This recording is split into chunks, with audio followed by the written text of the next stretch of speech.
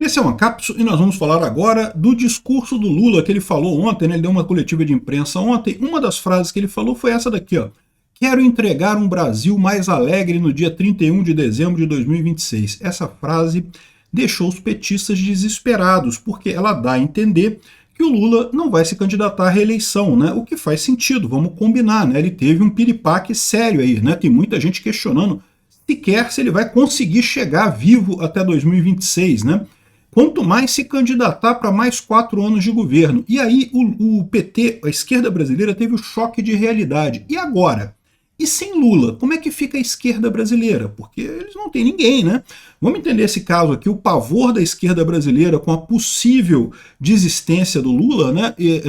Seja agora, seja em 2026, em algum momento o Lula vai acabar, e o que vai ser da esquerda brasileira? Essa notícia foi sugerida por psiquiatra da Janja, Dali Rivotril, bariátricas para estados obesos e várias outras pessoas. Obrigado aí ao pessoal que sugeriu notícias lá no nosso site, no visãolibertaria.com, e obrigado a você que está assistindo o nosso vídeo. Se você gosta do nosso conteúdo, por favor, deixe o seu like, se inscreva aqui no canal, né?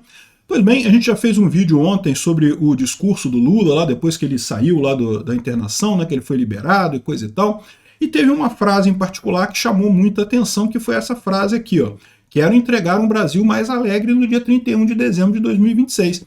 Não seria nada demais, realmente acaba a presidência dele em 2026, e ele está meio que dizendo aqui só que ele não vai se candidatar, né? Porque se ele fosse se candidatar, que papo é esse de entregar o Brasil, né? Não está entregando, pô, tem que continuar, né? Mas a verdade é que, de novo, né? Muita gente vê, ficou evidente. Uma das consequências dessa internação do Lula, dessa cirurgia de emergência do Lula, é que todo mundo se percebeu que o cara está mais para lá do que para cá, já está no fim da feira ali, já está no finalzinho da parada, né? E olha, a frase total dele não foi essa, tá? A frase total dele foi essa daqui, olha só. Eu quero, no dia 31 de dezembro de 2026, entregar este Brasil mais alegre. Este Brasil sem fome, esse Brasil com mais emprego, com mais respeito, o Brasil sem fake news, esse Brasil sem mentira. Como eu falei para vocês, a derrota do PT nas eleições de 2024, a volta do Trump lá nos Estados Unidos, ia deixar esse pessoal mais focado ainda. Eles iam fazer um monte de pergunta, por que a gente não agrada mais o povo, não sei o que lá, mas iam chegar à conclusão de que tinham que fazer o quê? Tinham que bater mais em Bolsonaro, prender mais bolsonarista e fazer o negócio das fake news, censurar a rede social e coisa e tal. Essa é a resposta fácil para eles sempre vão correr para isso, muito embora isso não vá resolver o problema deles, como eu já expliquei para vocês, no final das contas, mesmo que eles implementem essa censura que o STF está querendo colocar lá, existe esse risco, lógico, né? Eu já falei para vocês, o meu canal é um dos canais que pode desaparecer aqui no YouTube se for aprovada essa censura, mas não tem problema, a gente vai para outras plataformas, tem outras plataformas por aí, tem plataformas que não estão aqui no Brasil, você vai ter que usar uma VPN para ver meus vídeos, mas a gente continua fazendo vídeo do mesmo jeito, né?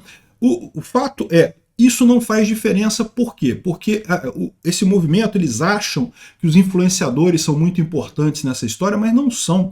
Se você tira os influenciadores todos que estão hoje, vão surgir novos influenciadores, vão surgir outras pessoas com as mesmas mensagens. E o grosso da coisa, o importante é a informação descentralizada, né? Fake news, esse negócio, esse pessoal acha que fake news faz alguma diferença, não faz, pô. Fake news existe? É lógico que existe, é lógico que é ruim, é lógico que seria bom se acabássemos com as fake news. Mas a verdade é que fake news sempre teve, a mídia tradicional mente pra caramba também, e sempre vai ter, e no final das contas não faz tanta diferença, porque você identifica logo isso, né? O que eles querem é controlar a narrativa. Então, mais uma vez, eles fizeram milhares de elucubrações sobre por que a esquerda está perdendo os corações e mentes das pessoas, mas vão chegar à conclusão de que não, tem que bater mais em Bolsonaro, tem que censurar mais a internet. Então é isso que o Lula está falando aqui. O papel dele, ele está descrevendo o papel dele até o final de 2026. Ou seja, como se ele não fosse se candidatar novamente. Ele falou mais um monte de besteira aqui. Não vale a pena falar sobre isso. Falou sobre o banquinho que caiu, que não sei o que lá. Falou um monte de merda aqui, mas isso aqui não interessa, né? O ponto central desse vídeo é esse, né? O Lula está dando indicação, não só com essa fala dele, mas também com o próprio histórico todo, com o fato da cirurgia e coisa e tal, de que talvez ele não se candidate mais, né? E aí o PT tá ficando apavorado, né? Porque aqui, ó, o que diz o José Casado aqui, sem rumo, o PT se choca com o futuro sem Lula. Ou seja, e aí, o que acontece com o PT sem o Lula? E a verdade é essa, né? O Lula sempre teve essa característica de, aliás, todo amante de hierarquia, todo mundo que ama estruturas hierárquicas poderosas, lá na União Soviética era a mesma coisa, né?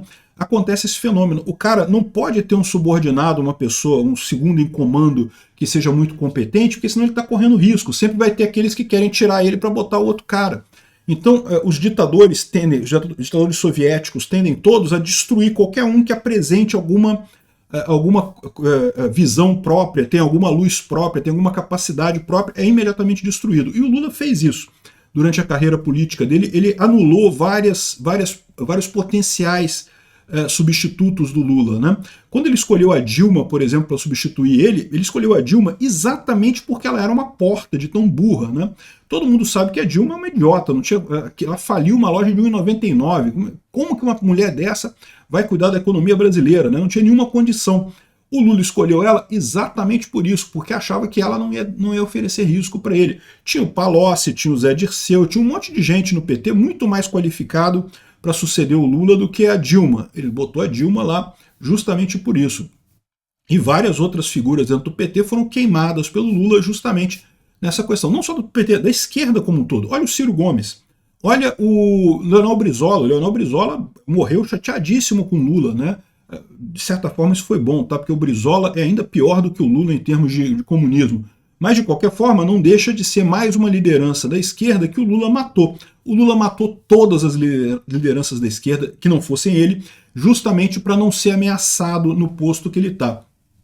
E aí, agora está na situação que o Lula não vai ser eterno, não foi dessa vez que ele morreu, é verdade, mas mais dia menos dia vai acontecer, e agora o PT não sabe o que fazer aqui. O Lula está na terceira emergência médica em 6 semanas, deixou em aberto o cenário político com múltiplas dúvidas sobre o rumo do governo em 2025 e a eleição presidencial. É notável que a ausência no Palácio do Planalto, supostamente temporária, tenha levado o governo à semiparalisia. Ministros se limitam à gerência, adiando decisões relevantes até a volta de quem decide de verdade, até a volta do Lula. O Congresso reconheceu tacitamente o vácuo do poder no governo, sem autoridade central identificável, deixou isso claro para que Haddad, o ministro da Fazenda, o enredo da inflação dos alimentos, do dólar nas alturas e as contas não fecham. Se é urgente, melhor esperar o retorno do Lula. Ou seja, parou tudo, né? Não tem nada caminhando lá no governo e não vai caminhar mesmo, a gente sabe, até porque o Lula não quer aprovar o pacote de corte de gastos, né? O que o pessoal está colocando aqui é isso, né? Rumo ao fim.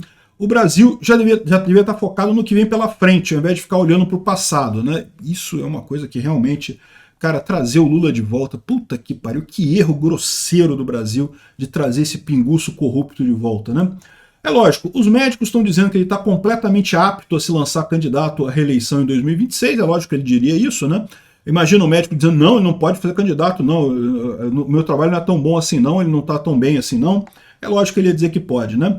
E sim, só cabe ao presidente Lula decidir o que vai fazer em 2026, é lógico, ele pode decidir se candidatar e coisa e tal, mas a verdade é que parece que ele próprio está se conscientizando de que não vai rolar, né? A Gleisi Hoffmann aqui bateu a letra, se Lula ficar impopular, o Congresso engole a gente. Ela está falando Congresso aqui porque é a ponta mais visível disso daí. O que ela quer dizer é a direita, tá? A oposição engole o Lula. E é verdade, é o que está acontecendo. O Lula está ficando impopular. O Lula já está impopular há muito tempo, né? O Lula, agora, estando doente, vai ficar mais ainda. Por quê? Aquele dilema que eu falei para vocês. Na política, a política se vive de acordos, você faz acordos no futuro. No momento que você está tão frágil, que você não sabe se você tem um futuro, acabam os acordos, né? Começa a vir o cafezinho frio para o pessoal. Nem café quente mais chega para o cara, porque ninguém sabe se ele vai estar lá amanhã, né? Para que agradar aquele político se ele não vai estar lá amanhã, né? Então, o problema do PT é esse, eles estão fazendo essa campanha toda, eles estão com esse medo todo, não é só por realmente o Lula decidir se vai ou não se candidatar em 2026, ele só vai se candidatar, só vai decidir isso em 2026 certamente, né? Não tem nenhuma necessidade de decidir isso antes, né? O problema para o PT é isso, o que ficou evidente dessa doença do Lula, desse problema do Lula na cabeça, é que está acabando a fase Lula do PT, e o que vai vir depois, né? Tem gente falando em preparar o Haddad para substituir. Eu acho ótimo, tomara que eles cometam esse erro. Haddad é a melhor alternativa para nós da direita, para nós da oposição, né? E o mais engraçado nessa história toda é que, ó, derrotado em 2024, esquerda mostra força em projeção para 2026. Aquela pesquisa da Quaest, cara, a Quaest é muito amiga do Lula, cara, ela faz umas pesquisinhas que, putz grila, para ajudar o Lula mesmo, né? Não tem sentido nenhum aquela pesquisa da Quaest, mas tá lá, não, porque o Lula ganha, o Haddad ganha, qualquer um ganha, Já estão falando, não, tem que falar com o Haddad. O Haddad vai ser o sucessor do Lula agora. Duvido que o Tachad ganhe alguma coisa. Obrigado por assistir o vídeo até o final. Além de curtir, compartilhar e se inscrever no canal, considere se tornar patrocinador com valores a partir de R$ 1,99. Clique no botão Seja Membro abaixo para saber as condições e vantagens de patrocinar o canal. Mais informações sobre o nosso projeto, visite nossos sites indicados na tela.